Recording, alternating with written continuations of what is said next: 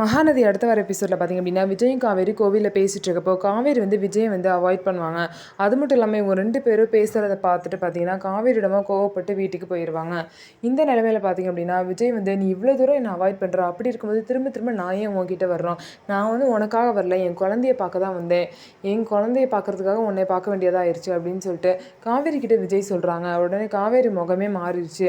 ஆமாம், நீ இவ்வளோ தூரம் அவாய்ட் பண்ணும்போது நான் மட்டும் எதுக்கு உன் பின்னாடியே வரணும், இனிமேல் நான் வருவேன், ஆனால் என் குழந்தைய பார்க்க மட்டும்தான் வருவேன், நீ என் குழந்தைய பெற்று கொடுத்துட்டு அப்புறமேட்டு நீ உங்கள் அம்மாவுக்கு போய் என்ன வேணாலும் சேவை செஞ்சுக்கோ, உங்கள் அம்மா பிரச்சனையை பாரு, உங்கள் வீடு பிரச்சனையை பாரு, உன் பசுபதி பிரச்சனையை பாரு, எல்லாத்தையும் பாரு, என்னை விட்டுரு, என் குழந்தையும் விட்டுருங்க, என் குழந்தைய மட்டும் நல்லபடியாக பெற்று கொடுத்துரு, எந்த பிரச்சனையும் இல்லாமல் அப்படின்னு சொல்லிட்டு விஜய் வந்து காவேரி கிட்ட கோவமாக சொல்லுவாங்க. சொல்லிவிட்டு அங்கேருந்து கிளம்பிடுவாங்க.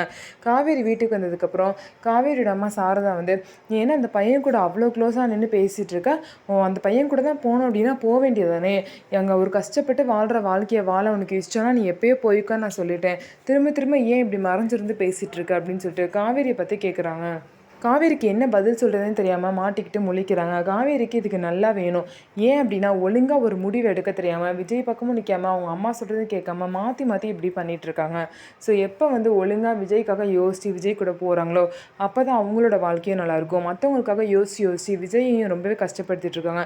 ஸோ இதெல்லாம் எப்போ தான் மாறப்போகுது அப்படிங்கிறத பொறுத்திருந்து பார்க்கலாம். நம்ம வீடியோ உங்களுக்கு பிடிச்சிருந்தா நம்ம வீடியோவை லைக் பண்ணிக்கோங்க. மறக்காமல் நம்மளோட சேனலை சப்ஸ்கிரைப் அண்ட் ஹைப் பண்ணிவிட்டு பாருங்கள்.